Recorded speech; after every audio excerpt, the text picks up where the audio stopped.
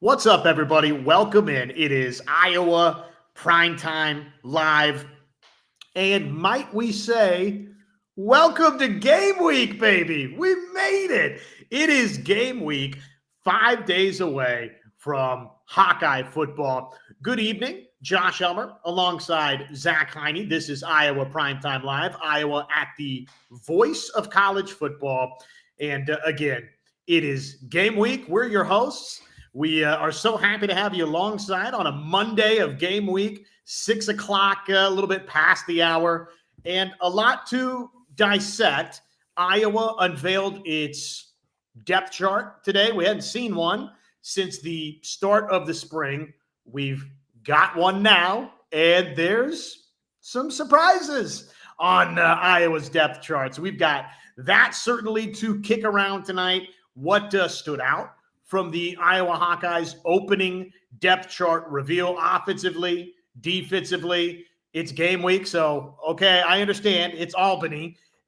That's probably not going to get everybody's juices totally geeked up, but we got football. We got Hawkeye football. It's real. It's live. It's spectacular, and it counts beginning this Saturday evening. So we've got a lot to dissect. What do we want to see from this week? Mr. Zach Heine, welcome to game week. How are you, my friend?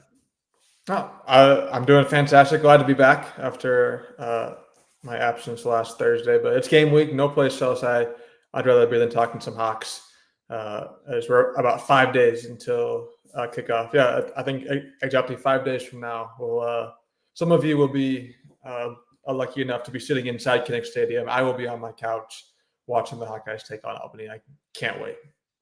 We've got obviously a lot to dissect tonight. We won't dance around too long before we just jump right into the depth chart and takeaways and what we hope or expect to see from Iowa in this season opener come Saturday evening. But real quick, if I may, off the top, we have merch, ladies and gentlemen.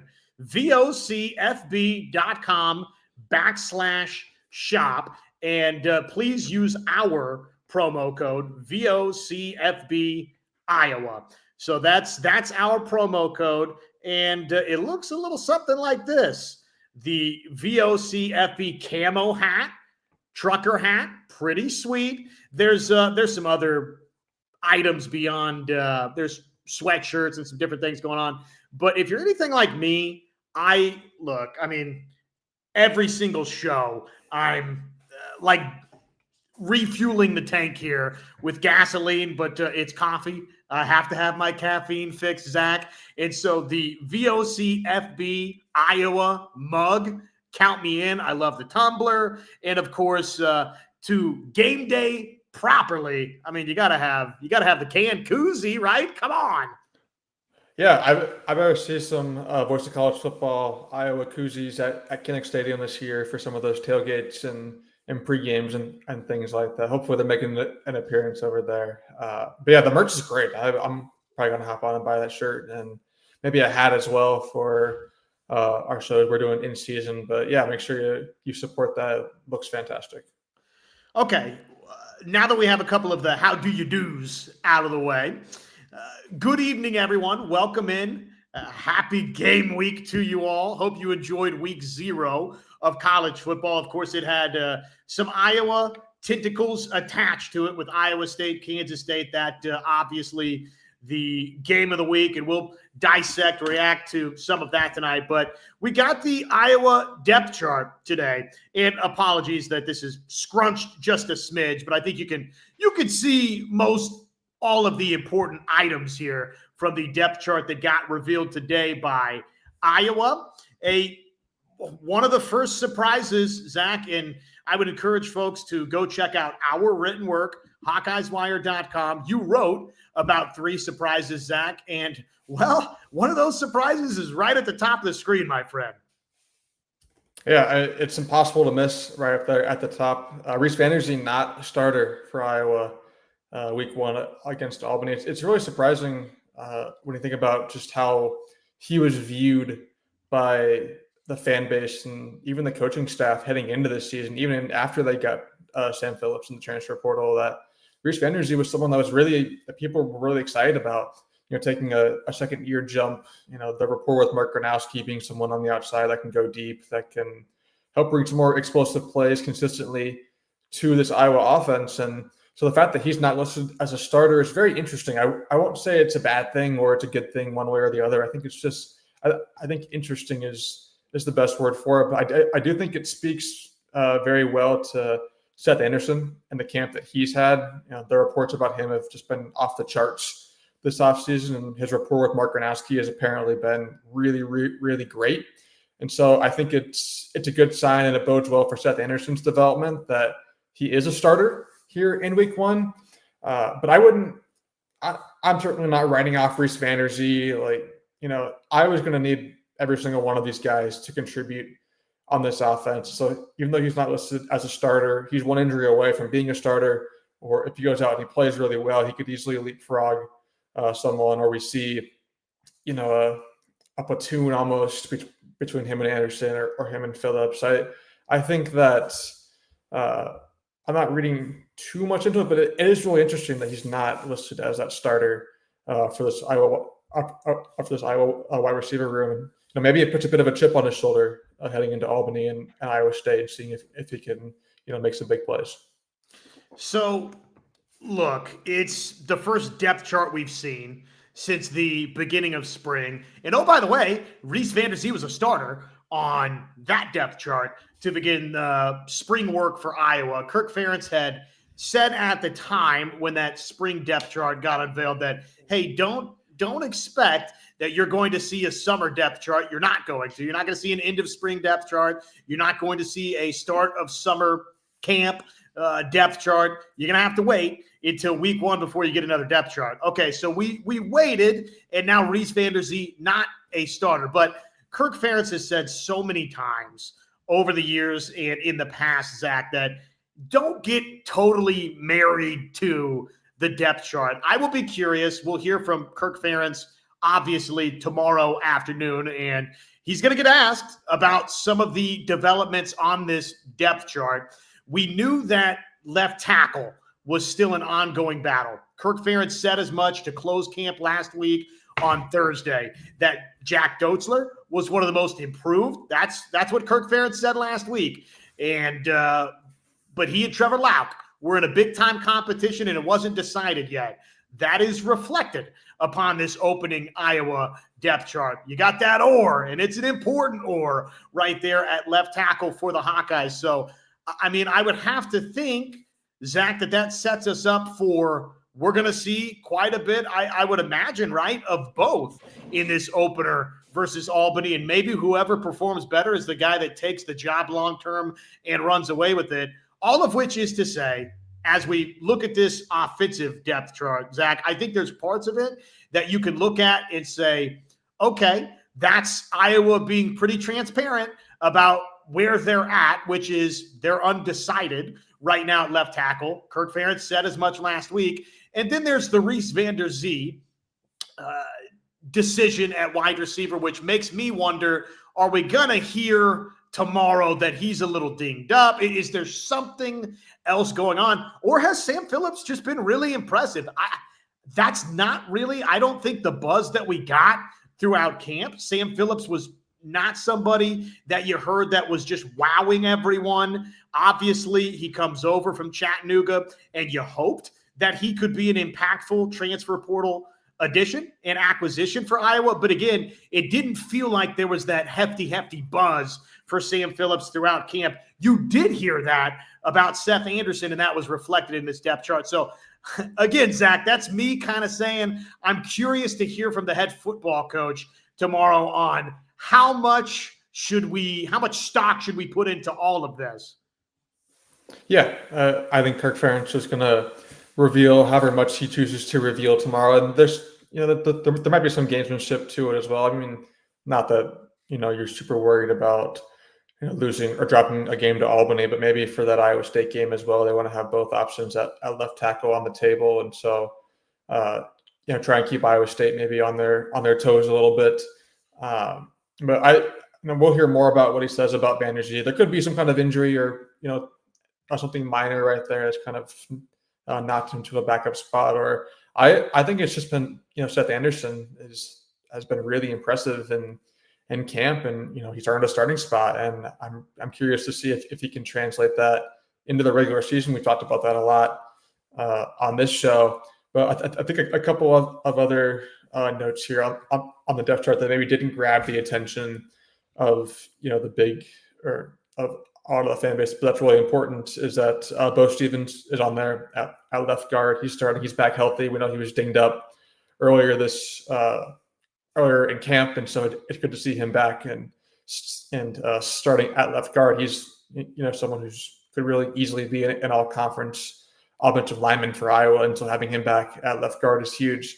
Not that it'll matter too much, but I thought it's interesting that Hayden Large is the third string tight end over a DJ Vonamy, who we heard good things about, who was put on scholarship over the summer. And Hayden Large, kind of the transit at the fullback, but also kind of someone who can catch the ball as well. He gets the nod at that third string tight end. I think that's really interesting.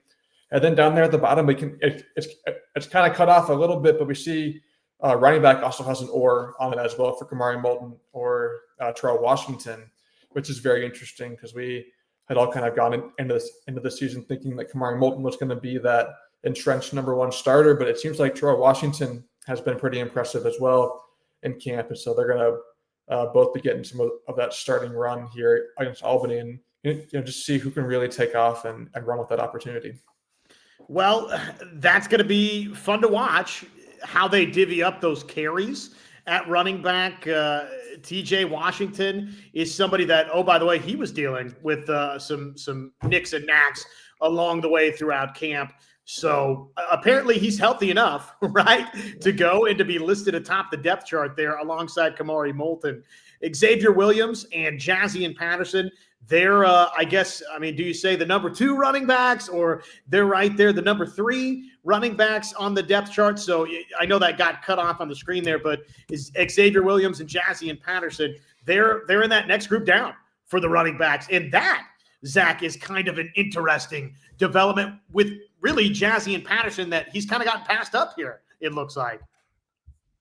Yeah, because he was someone that, he outside of Caleb Johnson, he and Kamari Moulton got the most run last year, and he was someone I think a lot of fans were really excited to see this year. And so it's interesting to see him kind of lower on that depth chart than normal, and with such a young running back room, one might have to wonder what his future with the program is. Obviously, we'll see how he plays this year, and things can change just like that if there's an injury, or if Josh Patterson plays really well in his limited snaps to begin and keeps himself on the field, things can change. But right now, it's weird to see him kind of lower on that depth chart, behind a guy like Xavier Williams, who has been impressing as well during camp. And so, it's fun to break down the depth chart and to debate who's starting it and who's not. But at the end of the day, it's a 12-game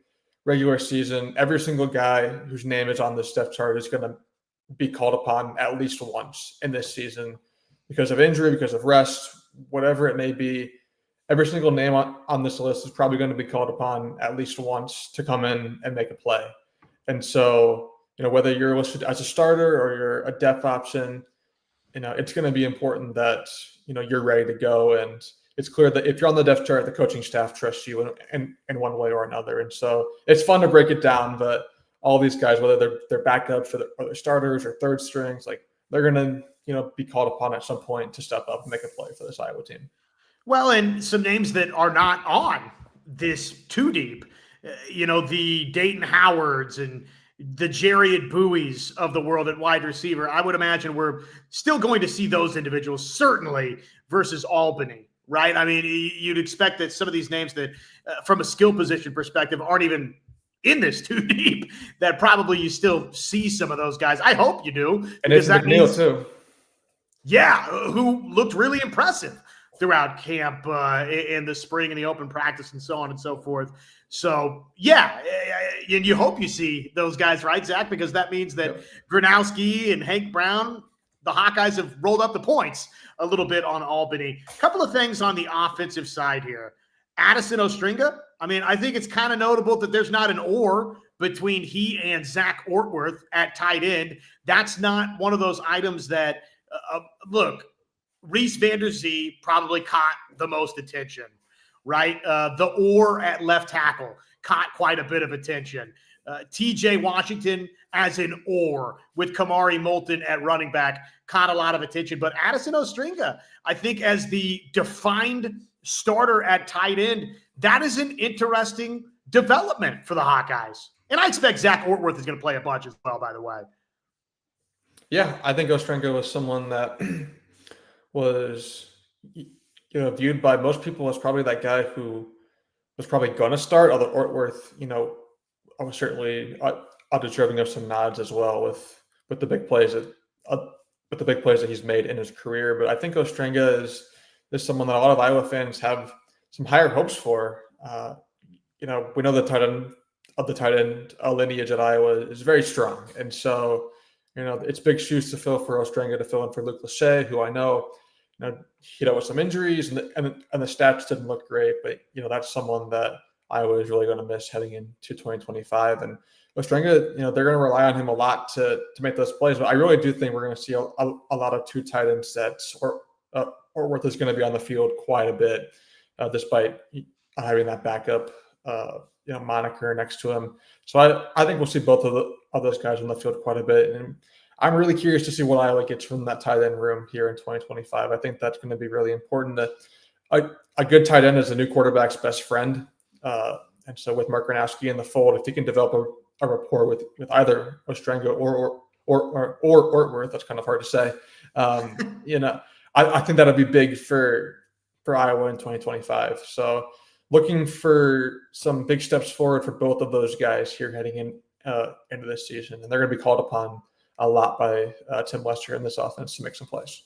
A couple other items that just jump out on the offensive side before we shift to the defensive side of the football and talk a little special teams too, from the opening Iowa depth chart reveal versus Albany. Season opener, of course, coming up on Saturday evening. Clearly at tackle, there's a legitimate 1, 2, 3 in the pecking order, and it's Jennings Dunker, it's Jack Dotzler, and it's Trevor Lauk.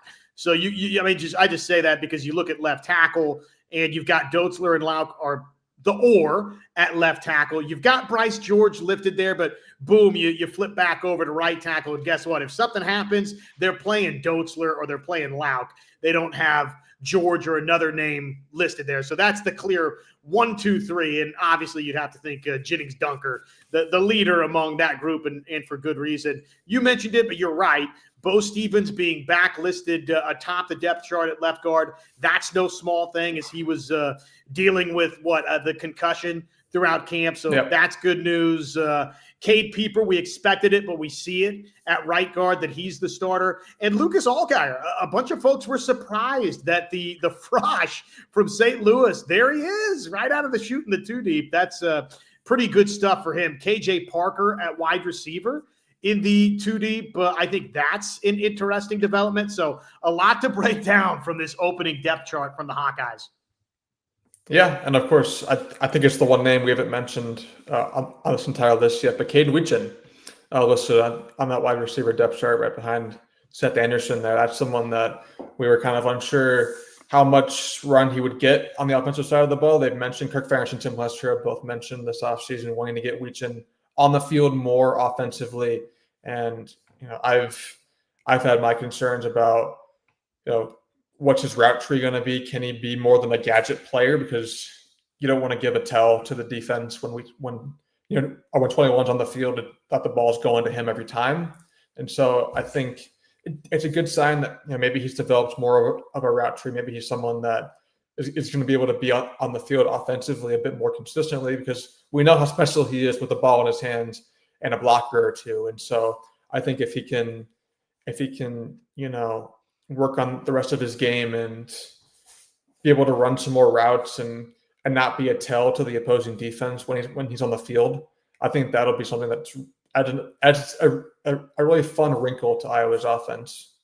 Trying to get Caden Weechin the ball in some space with a blocker or two. It's a big play waiting to happen, and so it's good to see him on the depth chart. And going to be really, really tuned in to see what they do with him.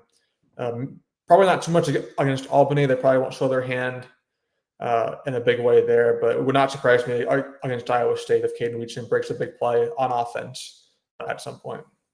That'd be great. I mean, obviously he's the reigning Jet Award winner, but didn't have much in the receptions department a season ago, and he's hoping to have a bigger role as a wide receiver. A couple of folks, before we move on to defense, special teams have pointed this out.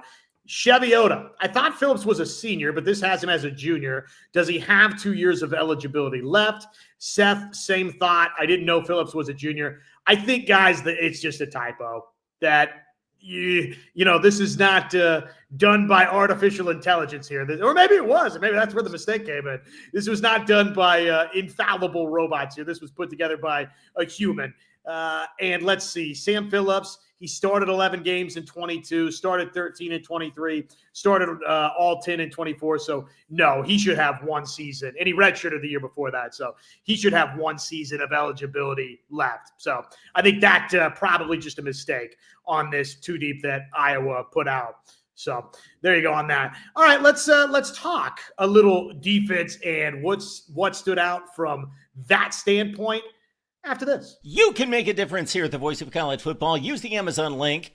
Financially contribute to the Voice of College Football without spending a penny. Same shopping experience. It's easy. Go to any video on any channel. Go to the description section and grab the link right next to the capital letters that say Amazon.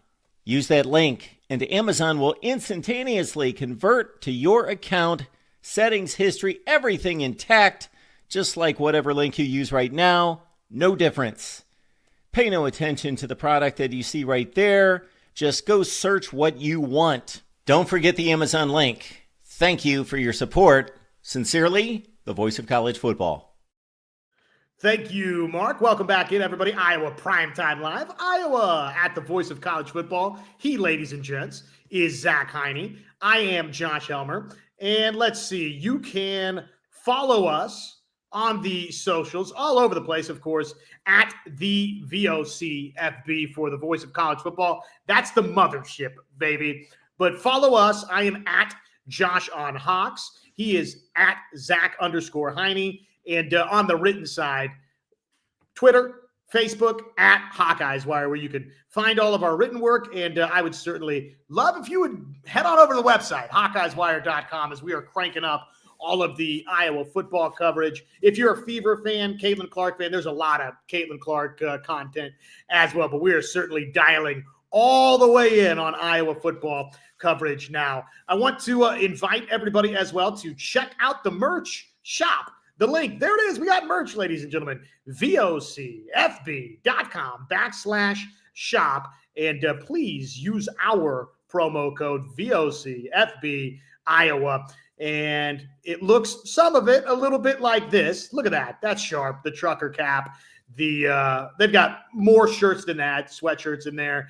Again, I like collecting mugs. I'm a coffee drinker. You want a tumbler, there you go. You want your game day koozie, your can cooler, boom, you got it right there. Okay, you're here to hear about Iowa's depth chart. You're here to talk Hawkeyes football, and away we go. Defensively, it looks like this up front for Iowa. And I guess I can read some of these that the computer decided it would chop off up top here for you. So we got most of it there, but okay. The defensive end, as you would expect, on one end of the equation, Zach, no surprise, it's Max Llewellyn listed atop the depth chart, the senior Mad Max. We expect to have a big-time season. Of course, you can see Ethan Herkett right there opposite Mad Max at one of those defensive end slots. Kenneth Merriweather, Brian Allen. Those the other two at defensive end that make the two deep here.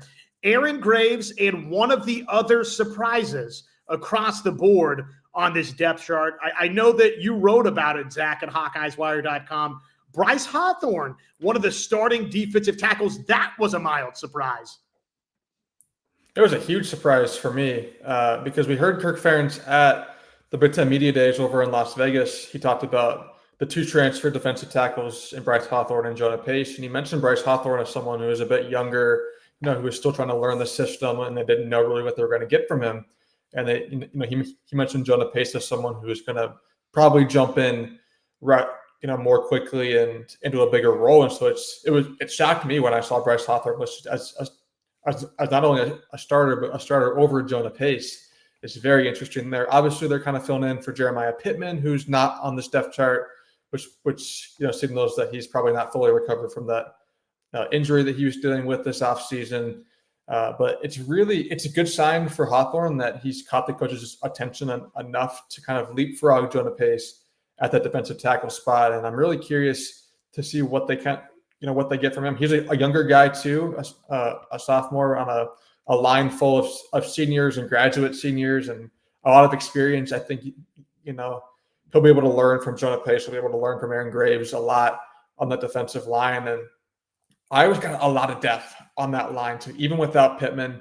As we see Hubert and Pace, there are a couple of guys at the coaching staff who spoke highly of this offseason. And so I think Bryce Hawthorne, it's a good chance for him to get in versus Albany, get some reps, see if he can make a couple plays. And then we'll see how it looks next week against Iowa State. I think that's a depth chart where we're going to learn a lot more about what the coaching staff really thinks about, what they have in this roster, especially after what they see in week one. But it's big for Bryce Hawthorne. Really good news for him that he's caught the coach's attention this much in the offseason and through camp and, to earn a starting spot. I didn't hear too much about Bryce Hawthorne at Kids Day or throughout camp. And so it was definitely a big surprise for me to see him at that starting D tackle spot. But I'm really curious to see what we get from him here in week one. Here's the quote from Kirk Ferentz from Big Ten Media Days talking about the two transfer defensive tackles, Bryce Hawthorne, Jonah Pace. So this was, about a month or so ago. He said there's two different stories in that. Jonah's a fifth-year guy or a sixth-year guy, whatever he is, but he's a grad transfer. So he's older and he'll help us. There's no question about that. And then on the other hand, Bryce is a little bit younger. And the only thing is he isn't tall. But I'll tell you, he's got a great attitude. He's a really good football player, end quote. So that was Ferentz from Big Ten Media Days. And that kind of, in that moment, Zach, would have led you to believe that Jonah Pace had the inside track over Bryce Hawthorne to be a contributor straight away here in 2025, which would be very Iowa-like, to go with the guy that is that fifth, sixth year, the graduate transfer in Jonah Pace from Central Michigan. And that's not, at least initially, how it's played out for the season opener versus Albany. And I agree with what you said that, look, we're going to get a better indication of sort of where everything is at when we get that Iowa State depth chart. And maybe not even when we get the Iowa State depth chart, but when we see how Iowa lines up, both offensively and defensively, and we get that final Pro Football Focus snap count picture versus Iowa State. That's going to be the clear indication of, or the best indication so far of how this Hawkeye coaching staff feels about what it's got. But okay, we got to go off what we can go off of here. And I think one thing that seems pretty obvious with Hawthorne listed as a starter after those remarks from Kirk Ferentz at Big Ten Media Days is, Zach, he must have had a hell of a camp. He must have really, really impressed throughout this camp. You mentioned Jeremiah Pittman. He has been dealing with a knee cleanup.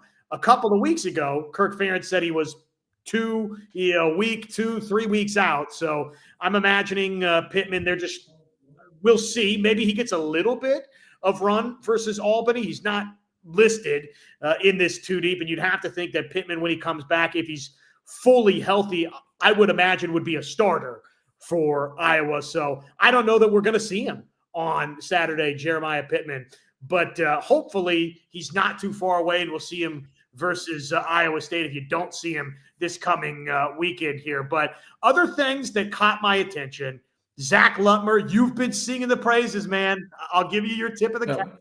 Zach Heine has been saying, look out for Zach Lutmer really all off season here on Iowa Primetime Live, Iowa at the voice of college football. And he is your starting cash for the Hawkeyes. Cohen Intringer jumps out to me on this depth chart, this initial depth chart. The fact that he's listed right there behind Lutmer at cash. He's obviously the starting strong safety here. He's also an or Xavier Wampa. So that tells me something that I think we started to see take shape from Kids Day at Kinnick, which is right now Cohen Intringer, for my money. You give me one choice right now here today. Cohen Intringer is the Hawkeyes' best defensive back today. Yeah, I would agree with that. I mean, just his versatility as we see him on that cash spot on the depth chart, and then at both safety spots is really interesting. And based on what we've seen, or potentially haven't really seen from Xavier Wampa so far in his career at Iowa, I don't think it's a stretch, to say that. I'll just say that Intringer will be that best defensive back, and especially looking at that at those corner spots as well. I think TJ Hall could give him a run for his money if TJ Hall plays as well as we've all heard this offseason and at camp, and he's been impressive outside of his injury that he dealt with a few weeks ago. And so we'll see if how TJ Hall plays. I'm a little surprised that there's no or next to Deshaun Lee. It seems like he's really established himself as that entrenched starter on the right side there. There's an or behind him with Jalen Watson and the freshman Rashad Godfrey. But it bodes well for Deshaun Lee that he's all alone over there as that starting cornerback opposite of TJ Hall. But I think Cohen Intringer is going to be in for a big year. People don't really know his name, I feel like, nationwide or even within the Big Ten circles. And I think he's going to be a known commodity after this season based on how he plays. I love seeing Kel Kolarek on this two deep. He was somebody that I loved the plays that he made in the spring open practice for Iowa. Kind of felt like we didn't hear as much about Kale throughout this fall camp, but I was impressed with what we saw, again, dating back into Iowa's spring work. So I'm happy to see him rewarded and his name on this two deep here. Shaheed Barrows, that's kind of interesting. You look, Jalen Watson is listed as the number 2 over there in that cornerback slot, as is Rashad Godfrey. But he's kind of there on both the left corner and the right corner. So you could probably read a little bit into that with Jalen Watson. Kirk Ferentz said as much the other day that 1, 2, 3 at corner right now was Deshaun Lee, it was TJ Hall, and it was Jalen Watson, but they still listed both Shaheed Barrows and Rashad Godfrey there. So that's kind of interesting. Let's see. Jackson Rexroth, he is the starting Leo. How much do you think we see of Jackson? I think we'll see a fair amount. I mean, it obviously, it depends on what defense Iowa is going out in. And we know that Jaden Harrow and Carson Shire are those, starting linebackers, and those have kind of been pretty entrenched since the spring with those two guys. And we see Rexroth listed behind Shire as well at that other linebacker spot at the weak side linebacker. And so I think we'll see a fair amount of Jackson Rexroth. He's a guy who's been around the program a long time as he is a graduate, senior this year, and someone who's really had to bide his time and wait his turn for some big playing time on this Iowa defense. And so I think we'll get a fair amount of Jackson Rexroth this season, especially if I don't think it'll happen, but if a Jaden Harrow or Carson Shire maybe isn't playing up to Iowa's expectations at that linebacker spot. Again, not saying that's going to happen and that they're not going to play well, but if one of them, is struggling, it seems like Rexroth might be that next man up to kind of step in and play a big role. So I think we'll see quite a bit of him here in 2025.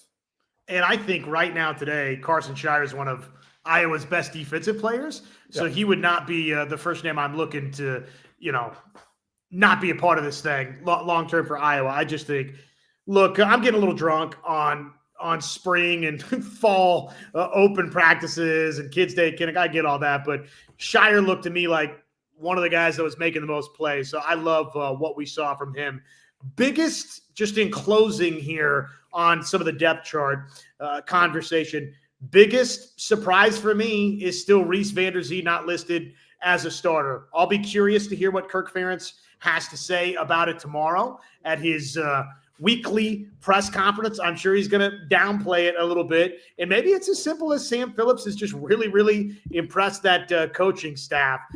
Jazz Patterson being all the way back behind TJ Washington, I think is a little bit of a surprise as well. And I don't know that this is of the same stature as those two right there, but Addison Ostringa being the clear number one at tight end, I think is kind of interesting as we begin this opening week. Okay, what have the people had to say so far tonight? And then let's reflect upon what we saw in week 0 across college football. Obviously, Iowa State, we were all paying close attention to Iowa State, Kansas State. And what do we want to see in this opener from Iowa? We still got to kick that around as well. Logan, I love the merch. So glad I suggested that. But besides that, it is game week. Indeed it is. Indeed it is. And if you missed some of the merch, you can go check it out. And let's see here. I should show you this as well. vocfb.com/shop. And please use our promo code to support us. VOCFB Iowa. That's our promo code. And of course, Logan just says, hey, let's go Hawks, which is pretty much how everybody feels on this game week. CJ's world. The biggest surprise is Reese Vanderzee behind Phillips, but I know it's Albany. If that has any impact, though, it's certainly strange to me. And it probably is a wise word, Zach, to say to ourselves, to all of us, that, okay, it is Albany, and does Iowa have a rabbit up its sleeve here a little bit? Is this a little bit of deception with Reese Vanderzee? Time will tell on that front. How much can we take this as gospel in week 1? Probably not entirely. Yeah, and I think with the Reese Vanderzee thing too, a lot of fans, me included, when we saw that he was listed as a backup, we are looking for a reason as to why, that's the case. And I think a lot of people go to, is he hurt? Is he, did he not, play as well in camp behind closed doors as Iowa fans were hoping for? Was there some kind of underperformance? And I think sometimes the answer is it's not as much to do with the guy who's benched, but with the guys that are listed as starters. And I think, it seems like Sam Phillips was really impressive to the coaching staff in camp and enough to earn a starting spot. And he's someone who's played a lot of football. As you remember, like Reese Vanderzee is really young. Like he got injured last year. He didn't play a whole lot as a freshman. And so, this is still someone who's learning the game at the college level. And so I think having someone out there in Sam Phillips who's played a lot of college football, who's been around the block a little bit, same with Seth Anderson, who's been in the program, Jacob Gill as well. It's all seniors, and those are all guys that have played a lot of college football. And so I wouldn't necessarily be worried about Reese Vanderzee or anything like that. I think he's just a young guy that, is continuing to learn the game. I think he's, out of the entire wide receiver room, I think he's the guy with the highest ceiling. But I also think he's, one of the guys with one of the lower floors, just because of just currently he hasn't played a whole lot of college football. And so I don't think it's a big problem that Iowa is kind of easing him into the 2025 season. And we saw him in week 1 last year making some plays, and so I have no doubt that he'll do that again against Albany, and then we'll see where he goes from there. But I do think some of that, maybe some of that inexperience at the college football level it could be playing a factor into why he wasn't listed as a starter on this depth chart. A couple of people have made note. CJ, I'm with you, man. If you're a true college football fan, I mean, come on. Who's the long snapper? Who's the kick returner? Who's returning punts? Okay, we know that Caden Weegan will be involved, certainly returning punts and kicks, but who else is helping him out, right? We kind of want to know some of the answers to those items. We didn't get all of that on this depth chart reveal, so I would imagine Kirk Ferentz, he'll get asked about special teams tomorrow. That'll be something to pay attention to. Want to say hello to Scott, who's in the house. Scott, we appreciate you hanging out. Yes, 5 days. Go Hawks, baby. Come on. It's game week. Yes, sir. It's nothing better. It's nothing better. I mean, we have football beginning on Thursday, and it goes through next Monday with huge college football games. Big Power 4 teams playing every single day, every single night. Like it's going to be come home from work, sit down on the couch, and watch college football for about 5 days in a row there, and I'm super excited for that. Can you believe we get paid to talk about sports, to write about sports? What an amazing thing, baby! And you get to tell the wife, Amanda, if you're listening, sorry, but I'm working. I gotta watch the football game, babe. This is work. I get paid to do this. Seth, young talent on the depth chart at each position. Little worried about the safety depth. Are you concerned there? I really like Kale Kolarek. I thought, again, he looked good, what we saw in the spring. I think that Iowa loves what they've got in Zach Lutmer. But obviously, if you get dinged with either Xavier Wampa or with Cohen Intringer, which I don't think you're going to be in a good spot if Intringer gets hurt, period, because I think he has Zach morphed into one of Iowa's best players. But, okay, one of those guys gets dinged up a little bit. That's damaging because all of a sudden now you got to move Lutmer out of the cash position. So, yeah, they probably could do well to accumulate a little bit more depth on the back end and particularly at safety.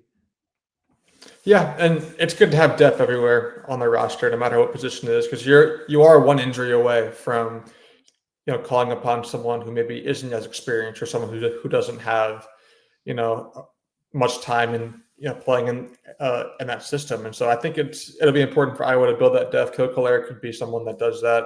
I think a lot of the questions and the concerns about the safety position could potentially be quelled if Xavier Wampa plays up to the level that we know he's capable of, and the level that Iowa recruited him at, being that 5-star recruit here in state. I think he's someone that we all know has the talent to be one of the best players on that Iowa defense. But can he put it all together? We haven't quite seen that yet in his time at Iowa, but it's now or never for him. He is a senior. So I think, maybe some pressure with that, and knowing that, he needs to play well if he wants to have a chance to potentially play at the next level. And so I think that's something that could be motivating X this season to go out and play well. And if he's playing at the top of his game alongside Cohen Intringer, now you're really cooking with gas in that secondary, and that safety position could go from a bit concerning right now to one of the strongest position groups on the roster. And so I think how Wampa plays this season opposite of Intringer will be absolutely huge for Iowa.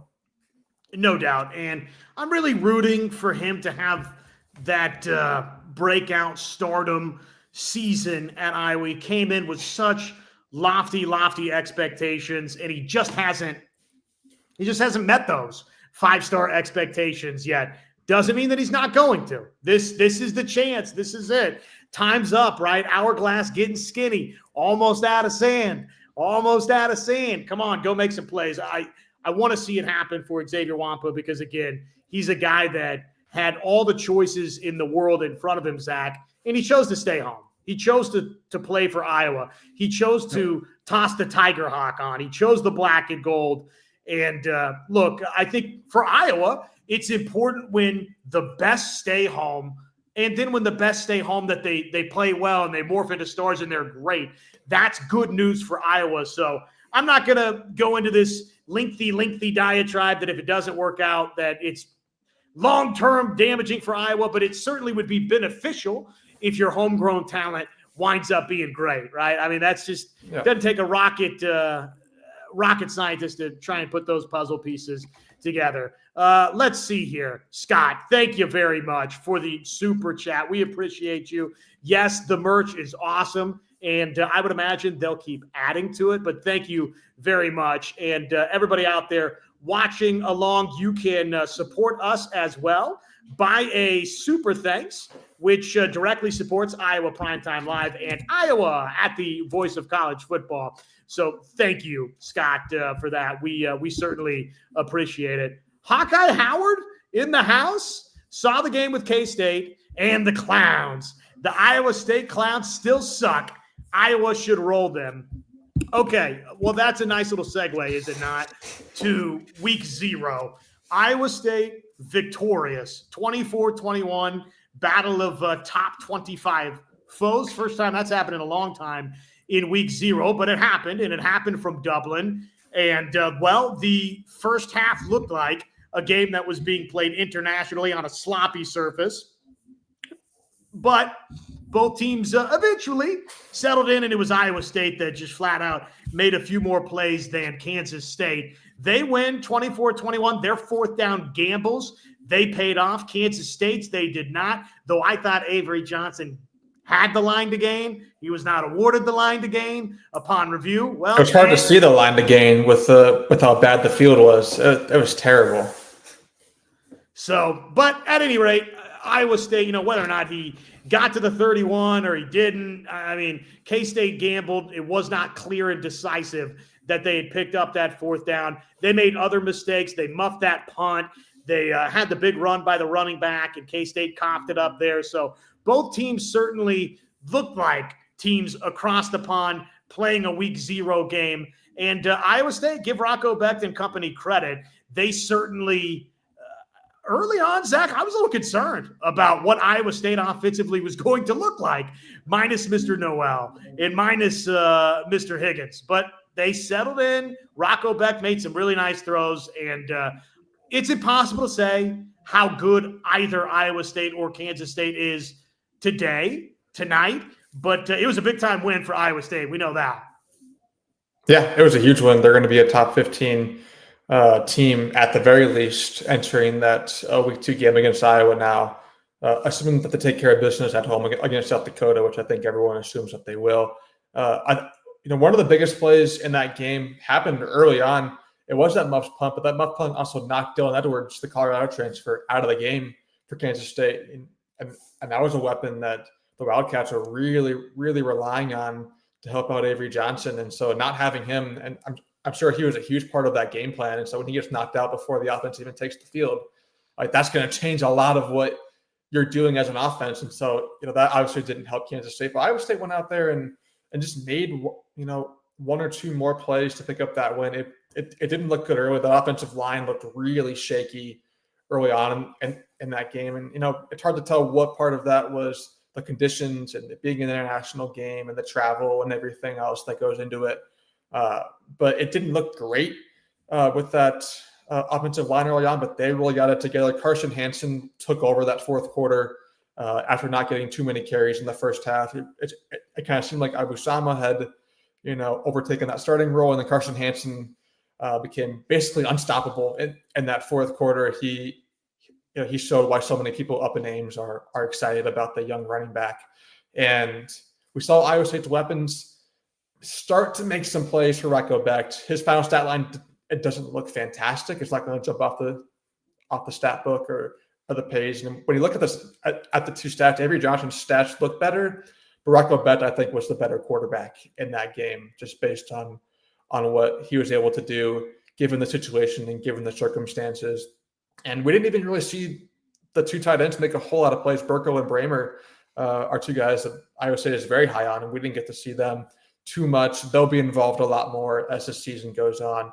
Iowa State's defense, the defensive line looked really good. Mr. Orange up front was a dominant force for them on that defensive line. But we did see the secondary looking a little shaky potentially, and that was a position that we thought was going to be pretty good with Jontez Williams and Jeremiah Cooper returning for Iowa State, but they had a couple of guys getting beat on double moves and giving up some big plays to Kansas State. And so if you're an Iowa fan and you're looking for an edge heading into week 2, I think that might be a place where you can exploit that Iowa State defense, because I think their linebackers are really good.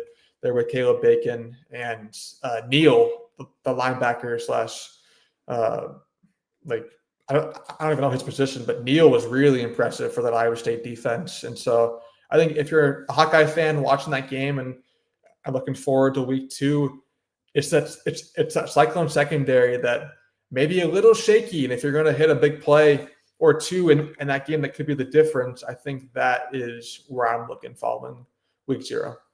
And Iowa, of course, still has its own questions that will not be answered versus Albany. Maybe we'll get a little bit of clarity, a sneak peek on if the answer is yes to this question. But Iowa has to prove, can you make big-time plays with the quarterback, with Mark Gronowski down the field? Do you have the pass catchers with Sam Phillips, Reese Vanderzee? Now, that's kind of an interesting development there at wide receiver. We thought he was going to be a big-time playmaker for the Hawkeyes. I still think that he can be, but him not being listed as a starter at least opens the door for, is he going to be that guy this season? Seth Anderson, Weegan, Jacob Gill, KJ Parker, collectively, Howard, Bowie. Does Iowa have the wide receivers and the quarterback to go attack what looked like at times a leaky Iowa State secondary? That's still a legitimate question. Do you feel better or worse about Iowa's chances to go to Ames and win based on what you saw in Dublin? I think maybe slightly better. I picked Iowa to win that game, a close one-possession game up in Ames. And so, it's hard to tell what Iowa State is after that game. It's good to see them, on the field and get some kind of a look. But look, the field conditions were just terrible. It was raining all day. We saw some sloppy turnovers with that pitch play on the goal line that turned into a fumble for Iowa State. It's probably just happens because of that rain and those weather conditions. And so it's kind of hard to tell how good or how great Iowa State truly is. I picked Iowa to win, and so I still feel good about that. But as you mentioned, can Iowa's offense hit those explosive plays through the air to exploit that secondary? Because they haven't done that with much consistency in the past. And so it might even take altering the game plan too, because if I know Iowa and if I know Kirk Ferentz, he's going to go on there, lean on that offensive line with a lot of veterans and all conference players, lean on that group of running backs to really try and salt out a game and a 17-13 win. But I would love to see Iowa go out there and be more aggressive with Mark Gronowski and some of those receivers to see if he can hit Iowa State deep, especially early on in that game. I think that'll be really important. What do we want to see? Let this rattle around here for just a moment. 3 things or a couple of things. The 3's it's not an even number, but the mind likes to operate in 3s. So 3 things you want to see Iowa versus Albany. And we'll wrap with that. College football is even more exciting when you've got some action on the line, and the games are even better when you're cashing in. And the Voice of College Football is the place to be to get the greatest value. Start with my picks. 75% against the money line, 58% against the spread, and I've got a 40-plus year track record. 11-0 in the college football playoff for me last year against the money line, 8-3 against the spread. And I'm just the warm-up act. Steve Merrill of Wager Talk is our ace in the hole, show stopper. 7 years with the Voice of College Football, over 30 years in the industry. Steve gives us analysis on all the big games, but you can't miss Steve's weekly under-the-radar pick. 28-12 against the spread the last 3 years. You also get picks from some of our top analysts here at the Voice of College Football, including Corey Bratta, Matt Zemek, and Steve Dace. Check out those numbers. Become a YouTube or Patreon member for just $99 per month. Go to the main channel on YouTube, click join, and then select a betting tier. Do the same thing on Patreon. Make 2025 a winner now. Thank you, Mark. Yes, let's all be winners in 2025. Okay, 3 things you want to see. Iowa, Albany. Are you ready to fire? Yeah, let's do it. Let's do it. Aim, fire. The floor is yours, my friend. All right. So the first thing, it's a pretty generic answer, but health, obviously. It's a game against Albany. You want to walk out of if you walk out of Kinnick Stadium with all your guys healthy and ready to go to Ames, I think that'll be the biggest win of all. Even if the score maybe isn't as lopsided as Iowa fans are hoping for, health is really the biggest thing for me. I want to see those wide receivers make some plays, especially those explosive plays deep down the field. I'm hoping to connect on about 2 or 3 of those with Mark Gronowski as well, because I'm sure they might let Hank Brown sling it a little bit if he gets into the game with some time left. But I want to see Iowa starting quarterback and receivers connect on some explosive plays deep down the field. And then I really want to see Iowa's defensive line just come out and completely dominate the game. Whether it's that starting group with Herkett and Graves and Llewellyn and Hawthorne now, or if we get some of those younger guys in there, like a Hubert or a Brian Allen, or maybe even Jose Epinesa, the 5-star, could see the field later in the game. At this point, I want to see Iowa's defensive line depth really put on the show and just completely dominate the trenches all game long, because I think that is an opportunity, and it could be a big advantage for Iowa heading into Ames. So I want to see that group just really come out and get started strong. I think that they will, but that's what I'm hoping to see. And if we're not counting health as a real answer, I want to see how Jaden Harrow looks in this game. I think he's someone that has big shoes to fill with Jay Higgins leaving, and so I'm really curious what he looks like in a bigger and more consistent role on Saturday. Harold and Shire both just really new faces defensively will be pretty fun to watch for Iowa. And there's no reason to believe that Phil Parker and company won't just Seth Wallace, replenish, replace, and go get production. Okay, so we are of similar mind here. And this is not a first take program where he says something and I say the exact opposite because that's how we're going to generate traffic and clicks. No, every once in a while we might have similar thoughts. Explosive plays, wide receivers that look like they got the goods. That's what I wrote down. That's the first thing I wrote down. Explosive plays. I want to see explosive. And that's obviously Mark Gronowski taking the top off a time or two through the throw game. But wide receivers, with what's happened with Reese Vander-Zee on this depth chart, is there something more there? Is that just Sam Phillips has been impressive? He's got a little rapport with Gronowski. I want to see that. But I want to see wide receivers that look, Zach, like they can test. They can make life difficult for that Iowa State secondary. So explosives, I mean, that's got to be number one. I'm lumping a little bit in here together at number 2, but physicality. The offensive line, we think, for Iowa has a chance to be one of its best in some time. Left tackle, that will be something that we're all really zoned in on, like what's happening there with Jack Dotzler, with Trevor Lauk. But just collectively, you feel great that Bo Stevens is healthy and atop this depth chart. Logan Jones has played a lot of football. Jennings Dunker is regarded as one of the best offensive tackles in college football and certainly in the Big Ten. Cade Pieper, somebody that we've heard all sorts of hype about. So I expect to see Iowa go push Albany around, especially offensively. Up front, defensively, kind of the same thing there. In the trenches, I want to see Iowa dominate this thing with not a lot of runs after contact, no real yardage there in the run game, no yak yardage for Albany, some TFLs from Max Llewellyn and Aaron Graves and Hawthorne because he earned this job right. Go make some plays. So physicality, I think that's important in this. You can't always evaluate everything in a game where, look, we're not going to see the full playbook. But one thing, Zach, I feel like we can evaluate in the opener is the physicality level from Iowa. So I'd like to see that get cranked up right out of the chute. And then this will be, I don't know, maybe others would say exactly this, but because Kamari Moulton is not the surefire starter here, because he's an or with TJ Washington, that's piqued my interest. Who's my running back?